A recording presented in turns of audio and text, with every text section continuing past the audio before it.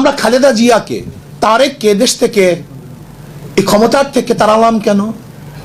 তখন শুধু শুনতাম, পত্রিকায় দেখতাম হাওয়া ভবন, হাওয়া ভবন, হাওয়া ভবন, ট্রান্সফার কেস, খাম্বা কেস, দুর্নীতি, চুরি, ডাকাতি। পত্রিকায় প্রতিদিন আসতে হেডলাইনে এত টাকা চুরি হয়েছে, এত টাকা ঘুষ হয়েছে, এত টাকা বাণিজ্য হয়েছে। আওয়ামী লীগের আমলে একই দেখছি।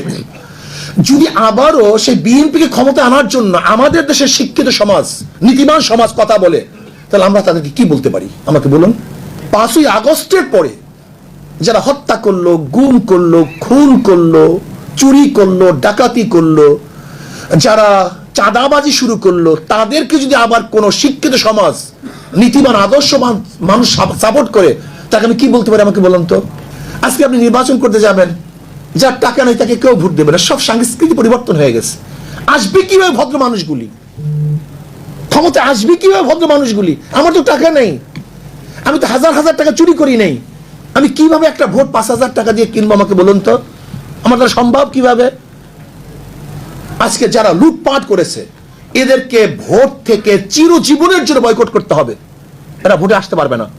যাদের দ্বারা চুরি প্রমাণিত হয়েছে, অবৈধ সম্পদ প্রমাণিত হয়েছে, এই দল এবং এই ব্যক্তি কোনো অবস্থাতেই নির্বাচন অংশগ্রহণ করতে পারবে না। আমরা বিশ্বাস করি মাদার গাছ লাগিয়ে আমের আশা করা যায় না। চরিত্রহীন, ডাকাত, বদমাশ এবং নীতিভ্রষ্ট মানুষের মাধ্যমে এ দেশ চালালে কোনোদিন দেশ শান্তি হবে না। আবার আন্দোলন করতে হবে, গোল টেবিল বৈঠক করতে হবে।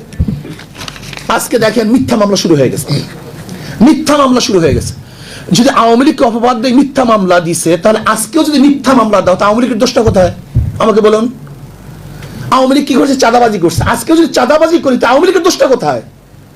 আওয়ামী লীগ জুলুম করছে, অত্যাচার করছে। আজকেও যদি জুলুম অত্যাচার করি, তা আওয়ামী লীগের দোষটা কোথায়? আমরা এখন জুলুম করতেছি, হাজারো মামলা হচ্ছে, নিরাপদ মানুষের বিরুদ্ধে মামলা হচ্ছে। চাই সে আওয়ামী লীগ করুক, সে নিরাপরাধ, সে ভালো, তার নামে মামলা দেবো কেন? তাহলে আপনিও যখন ক্ষমতা পরিবর্তন হবে, তা আপনার নামে তো মামলা দিবে। এই সংস্কৃতি চলবে কেন? দেখেন 71-এর পর আজ পর্যন্ত নির্বাচন কমিশনটাকে আমরা ঢেলে সাজাতে পারিনি। এর জন্য আমি বিশ্বাস করি যারা রাত্রের ভোট উপহার দিয়েছে, যারা প্রশাসনে